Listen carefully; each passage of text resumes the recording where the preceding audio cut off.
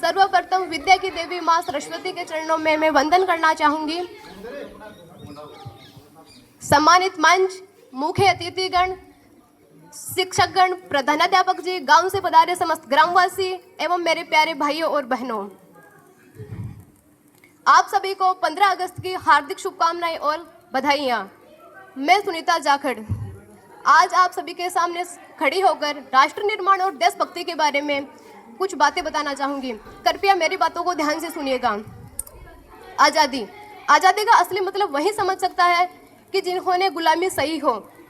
हम सौभाग्यशाली हैं कि हम आज़ाद भारत में जन्म हुआ है हमारा, वरना आज़ादी की जो गुलामी है, आज़ादी की गुलामी की दास्तान तो 1857 में ही प्रारंभ हो चुकी थी, लेकिन हमें जो स्वतंत्रता है वो 1947 में मिली थी। इसलिए हम वह सौभाग्यशाली हैं जो एक भारत, हम सौभाग्यशाली हैं कि हमने एक आज़ाद भारत में जन्म लिया है।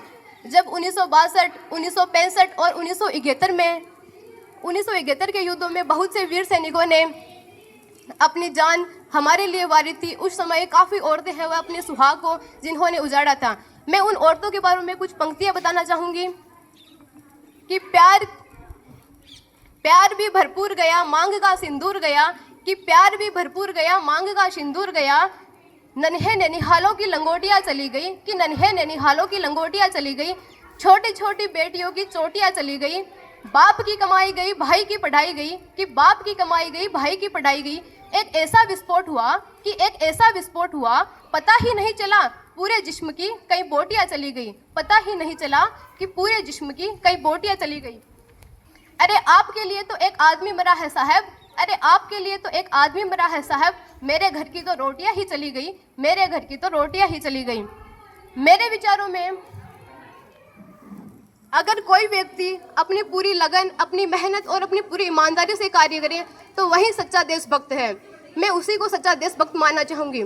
मैं नहीं मानती कि फेसबुक, व्हाट्सएप और इंस्टाग्राम पर अपने डीपी को 3 रंग में रंगना ही देशभक्ति है। नहीं, वह कोई देशभक्ति नहीं है। यदि आप कहेंगे कि वर्ष में 2 बार तिरंगा लहराना ही देशभक्ति है, तो मैं आपसे पूछना चाहूँगी कि जो फुटपाथ पर छोटे बच्चे नंगे पैर ट्रैफिकों की छांव में झंडा बेचते रहते हैं, तो क्या वो एक देशभक्त है? नहीं, वो देशभक्त नहीं है। वो अपने पेट के भूखे हैं साहब। जो उसे ऐसा करने के लिए मजबूर कर रही है वो उनके पेट की भूख है। मैं उनके लिए 2 पंक्तियाँ बताना चाहूँगी, क्योंकि ना वो मस्जिद को जानते हैं ना वो शिवालयों को जानते हैं। अरे ना वो मस्जिद को जानते हैं ना वो शिवालयों को जानते हैं।